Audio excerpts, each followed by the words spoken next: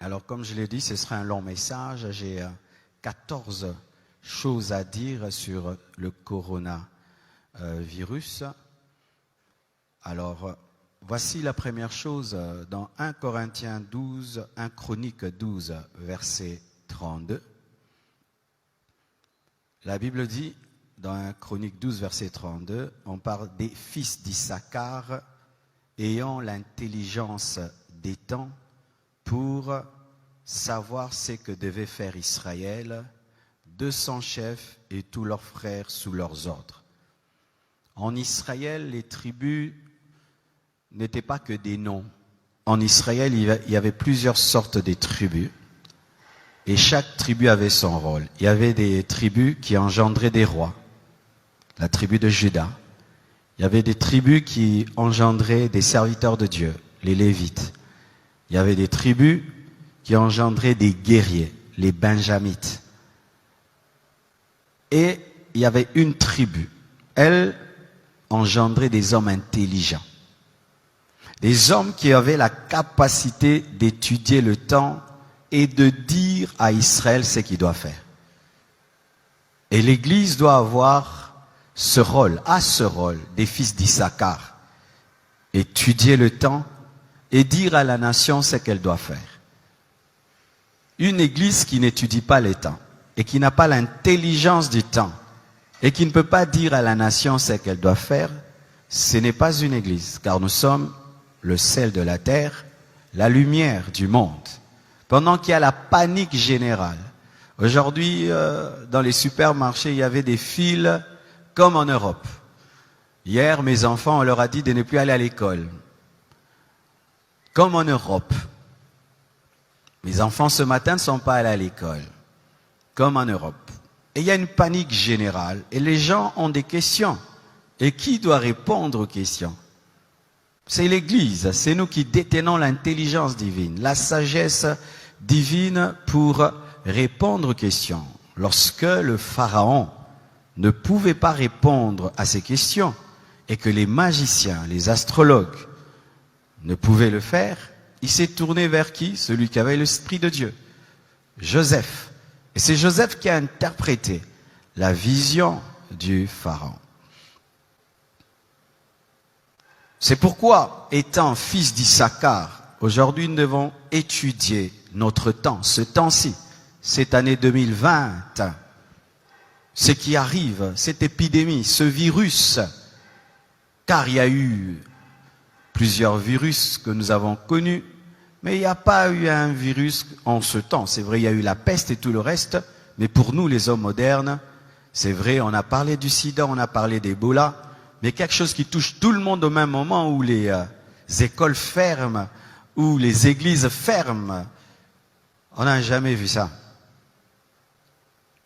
Peut-être autant avant nous, mais en notre temps moderne, c'est une première, et en si peu de temps. Ce qui arrive en Europe, du coup, tombe en Afrique, et les mêmes choses se passent chez vous, ils ferment, vous fermez. Alors nous devons étudier cela. Osée 4, verset 6 nous dit ceci. Mon peuple est détruit parce qu'il lui manque la connaissance. Puisque tu as rejeté la connaissance, je te rejetterai. Et tu seras dépouillé de mon sacerdoce, puisque tu as oublié la loi de ton Dieu, j'oublierai aussi tes enfants. L'ignorance de Dieu tue. Et ça tue au plus haut degré. Mais l'ignorance aussi des vraies informations tue aussi. Vous savez, l'homme a toujours tendance à banaliser les choses, à ne pas aller dans les profondeurs. Mais vous devez chercher à connaître. Pas écouter des blagues sur le coronavirus.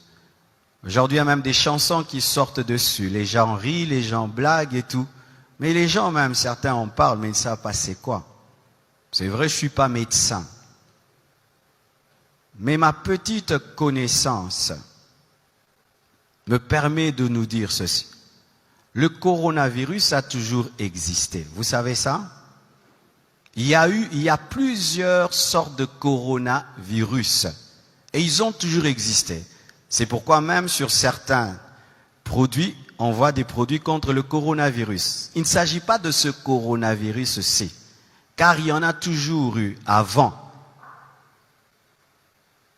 Et certains animaux portent le coronavirus depuis toujours.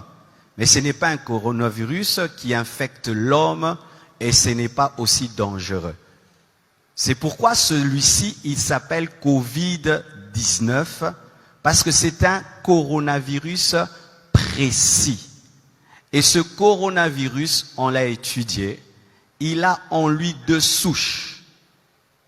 Le souche du coronavirus et du SRAS. Et les scientifiques qui approfondissent cette question sont en train de conclure que c'est un virus fabriqué par l'homme, fabriqué par des scientifiques. Car si vous ne savez pas, mes frères, vous devez le savoir, les dernières guerres mondiales, la dernière guerre mondiale va utiliser des armes chimiques, va utiliser des maladies comme armes. Nous sommes des hommes de temps de la fin. On ne peut pas vous prêcher comme si on était en 1900, 1800, 1700.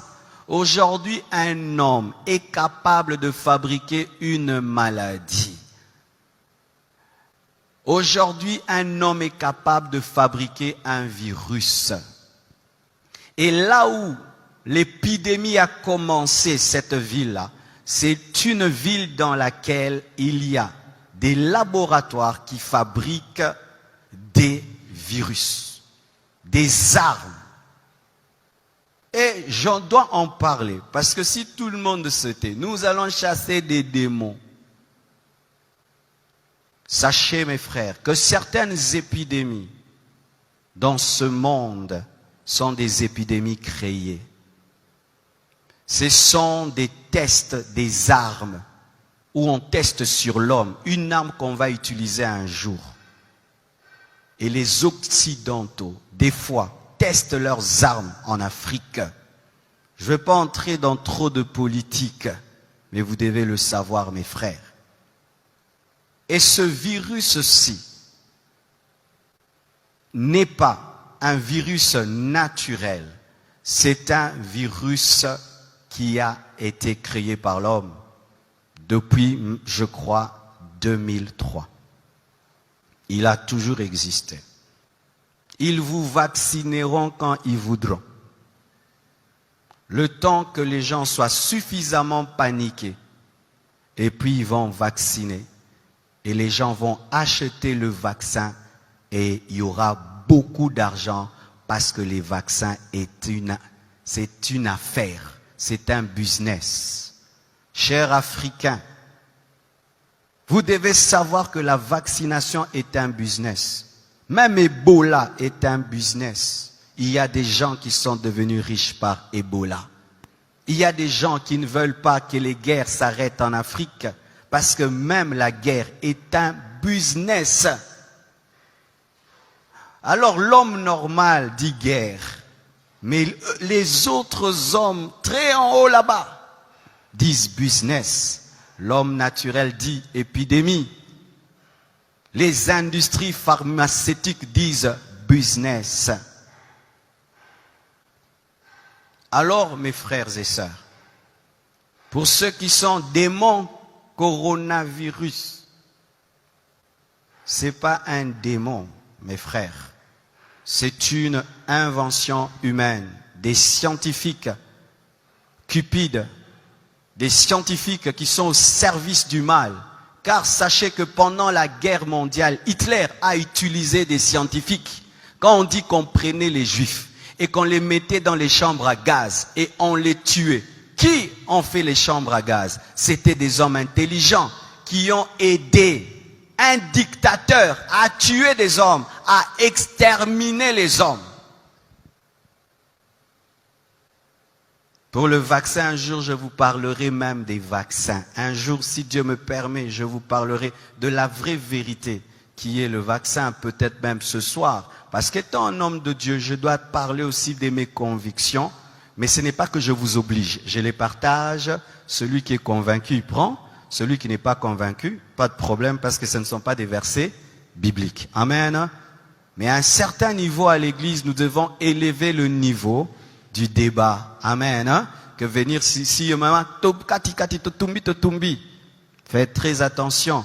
Les hommes qui détruisent le monde, ils aiment une telle église. Une église sans cerveau. Ils aiment les églises sans cerveau. Les pasteurs sans cerveau sont adorés par les manipulateurs. Parce que sachez qu'il y a des hommes très au sommet, au-delà même de nos présidents. Je ne parle même pas de nos présidents. Parce qu'au-delà des présidents et tout, il y a des grandes familles puissantes qui dirigent ce monde-ci.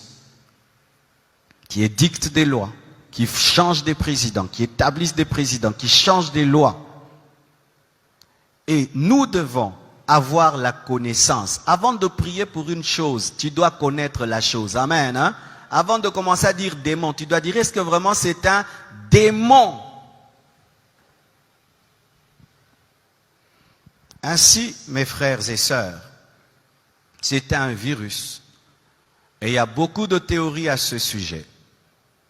Certains disent que c'est un virus qui, par mégarde, s'est échappé d'un laboratoire, que c'est un virus qui a été utilisé afin de se faire de l'argent, mais ce que vous devez savoir, c'est fabriqué par l'homme. C'est un poison fabriqué par l'homme. Ça, on ne vous dira pas. Alors, cela engendre une panique générale. Vous devez savoir que derrière le coronavirus, il y a maintenant une peur comme pas possible. Même les chrétiens ont peur. Mais la Bible nous dit ceci. Dans le psaume 91, verset 1 jusqu'au verset 8. Le psaume 91, verset 1 jusqu'au verset 8. Celui qui demeure sous l'abri du Très-Haut repose à l'ombre du Tout-Puissant. Je dis à l'Éternel, mon refuge et ma forteresse, mon Dieu en qui je me confie. Car c'est lui qui te délivre du filet de l'oiseleur, de la peste et de ses ravages. Il te couvrira de ses plumes et tu trouveras un refuge sous ses ailes. Sa fidélité est un bouclier et une cuirasse. Tu ne craindras ni les terreurs de la nuit, ni la flèche qui vole de jour, ni la peste qui marche dans les ténèbres, ni la contagion qui frappe en plein midi. Que 1000 tombent à ton côté et 10 000 à ta droite, tu ne seras point atteint. De tes yeux seulement, tu regarderas et tu verras la rétribution des méchants. La foi, la foi, la foi, pas la peur. La foi, pas la panique. La foi, pas la peur. Le chrétien n'a pas peur de la mort. S'il meurt, il va au ciel. S'il vit, il prêche l'évangile. S'il meurt, il va dans les paradis. S'il vit, il adore Jésus. S'il meurt, il va dans la nouvelle Jérusalem céleste. S'il meurt, il va au paradis. Et s'il vit, il prêche l'évangile. Que je vive, que je meure, c'est bon. Que je vive, que je meure, c'est bon. Je vis, je vous prêche. Je meurs, je vois Jésus. Je vis, j'enseigne. Je meurs, je rentre auprès de papa. Tout est bon. Amen. Ce ne serait pas normal que pendant que le païen a peur, le chrétien a peur. Dieu nous promet sa protection dans les épidémies. Dieu nous promet sa protection dans les pandémies. Une pandémie, c'est lorsque une épidémie quitte un continent et va vers un autre. Et là, nous sommes plus dans une épidémie, nous sommes dans une pandémie. Mais malgré la pandémie, Dieu te dit qu'il va te protéger, il va te garder, il va te sécuriser. Ne tombe pas dans la panique, ne tombe pas dans la peur de la mort. Dieu te protège. Amen. Mais est-ce que pour autant, parce que Dieu nous protège, parce que Dieu nous garde, que nous n'allons pas respecter les mesures sécuritaires? Est-ce que parce que Dieu nous garde, parce que Dieu nous protège, que nous allons continuer à nous saluer et mettre les mains sur nos bouches? Est-ce que parce que Dieu nous protège, que quelqu'un va tousser à côté de moi et je vais lui dire tousse encore? Est-ce que parce que Dieu nous protège, que quelqu'un sera enrhumé à côté de moi et plein de fièvre, que je veux lui dire ça ne fait rien? Non. L'équilibre. Je n'ai pas peur de la mort. Je n'ai pas peur de la maladie, mais je ne dois pas tenter Dieu. La Bible dit que vous boirez des breuvages mortels et vous ne mourrez point. Mais est-ce que pour autant tu vas prendre le poison? Si par mes gardes on t'empoisonne, Dieu te protège. Mais si tu sais que le plat est empoisonné, tu ne le prends pas. C'est pourquoi nous devons, malgré que nous sommes des chrétiens, respecter les mesures sécuritaires. On ne se salue plus avec les mains. Amen. On vous impose les mains de loin. Parce qu'un pasteur peut être vecteur de beaucoup de microbes. Je te touche, tu transpires et puis j'impose à 20 personnes. Je prendrai donc sur ta tête ta transpiration que je vais communiquer à 20 personnes. Alléluia. Ainsi, nous devons, malgré que nous sommes des chrétiens et que nous n'avons pas peur, nous ne devons pas tenter Dieu. Amen. Nous devons. Alors nous ne devons pas nous moquer de ces églises, nous entendons en Europe, elles ont fermé. Ah, le pasteur n'a pas la foi, le pasteur n'a pas la foi, le pasteur n'a pas la foi. En Europe, il y a des gens qui ont été contaminés à l'église, il y a des prédicateurs qui ont été contaminés, il y a des familles de pasteurs qui ont été contaminées. Ce n'est pas parce que tu es chrétien que tu es fou. Amen, Ce n'est pas parce que tu es chrétien que tu sais qu'à l'école il y a des enfants malades, toi aussi tu envoies tes enfants. Ce n'est pas parce que tu es chrétien, que tu es médecin, que tu ne vas pas porter le cache-nez. Ce n'est pas parce que tu es chrétien que tu ne vas pas laver les mains. Ce n'est pas parce que tu es chrétien que tu ne vas pas veiller sur ta santé. Sinon, il ne faut pas manger. Dieu va te nourrir. Il ne faut pas te laver. Dieu va te laver. Amen. Alors, mes frères, ne tombons pas dans la folie. Ayons la foi. Amen. Même Jésus, quand on voulait le tuer avant le temps, il fuyait. Jésus fuyait la mort quand ce n'était pas le temps de mourir. Il n'a pas dit, je suis le crucifié, tuez-moi. Non, quand il était bébé, il a fui la mort. On l'a amené en Égypte. Chaque fois qu'on voulait le tuer avant le temps de Dieu, Jésus évitait, il fuyait. Mais quand le temps est venu, il a accepté la mort. Et la Bible dit ceci, soyez simples comme des colombes, prudent comme le serpent.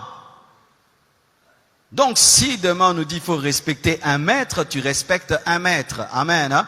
Si demain on dit, maintenant il y a des millions de personnes, même au Congo, les églises ferment, on ferme.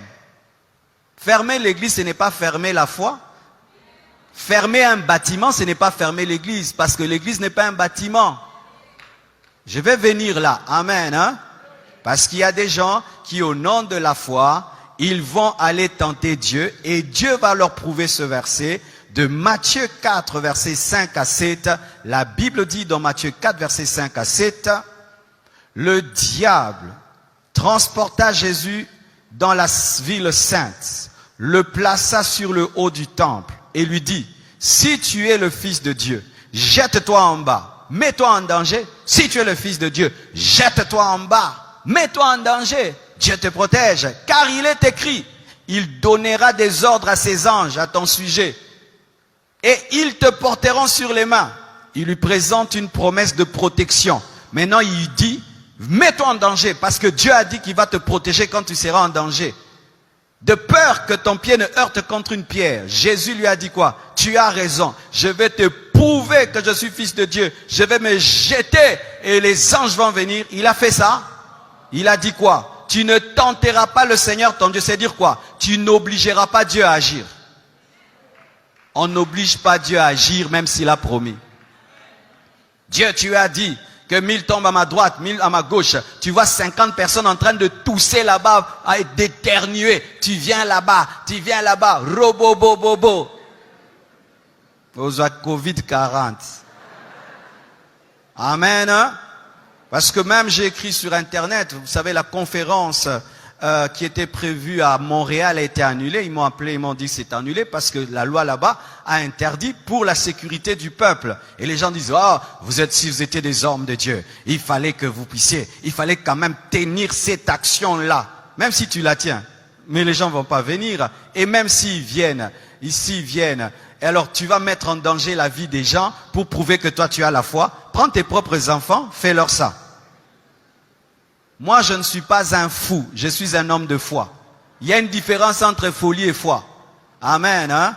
Alors mes frères et sœurs, Jésus ne s'est pas jeté parce que Dieu a dit qu'il allait le protéger. Mais si on le poussait, Dieu allait le protéger. Mais là on ne l'a pas poussé. C'est-à-dire tu te retrouves dans un endroit et tu as mis toutes les mesures, mais tu touches sur un poignet. Et il y avait quelqu'un qui a laissé là le Covid. Toi tu touches, tu ne savais pas. Et puis tu mets là, Dieu te garde. Mais si Dieu te dit attention, le poignet est sale, prends vraiment l'alcool, lave. N'aimez pas le sang de Jésus, lave. Le sang de Jésus agit quand tu ne sais pas. Mais quand tu sais, utilise l'intelligence et la connaissance. Vous entendez cet équilibre, hein? Alléluia. Sinon tu vas aller au ciel avant. Amen. Je suis allé dans un hôpital, je trouvais un frère de l'église, il avait un cache-nez. Je vais dire, frère, tu manques la foi? Non, il a la foi, Mais est-ce que parce que tu as la foi, tu n'as pas porté des chaussures? Pourquoi vous portez les chaussures? Pas seulement parce que c'est beau, pour ne pas marcher sur le feu, ne pas marcher sur la saleté, ne pas marcher sur des épines, ne pas marcher sur des pierres qui font mal. Mais comme tu es chrétien, marche pieds nus, parce que Dieu va te protéger, tu ne vas pas te blesser. Tu as le zèle de l'évangile. Tu as les chaussures, le zèle de l'évangile. Amen. Hein? Donc, vous ne devez pas tomber dans une fausse foi qui est en soi tenter Dieu. Amen. Alors, voici encore une autre chose. Luc 21, versets 9 à 11. La Bible dit ceci. Quand vous entendrez parler de guerre et de soulèvement, ne soyez pas effrayés, car il faut que ces choses arrivent premièrement. Mais ce ne sera pas encore la fin. Alors il leur dit, une nation s'élèvera contre une nation et un royaume contre un royaume. Il y aura de grands tremblements de terre en divers lieux, des pestes et des famines. Il y aura des phénomènes terribles et des grands signes dans le ciel. Là, ce sont les signes de temps de la fin. Les signes qui vont précéder la fin de ce monde. C'est étonnant. Celui qui a créé ce monde dit qu'il y aura la fin du monde. Mais les gens qui n'ont pas créé le monde disent qu'il n'y aura pas la fin du monde. Kolo mokili, alebike mokili kosila. Yom to salangote o ekosila.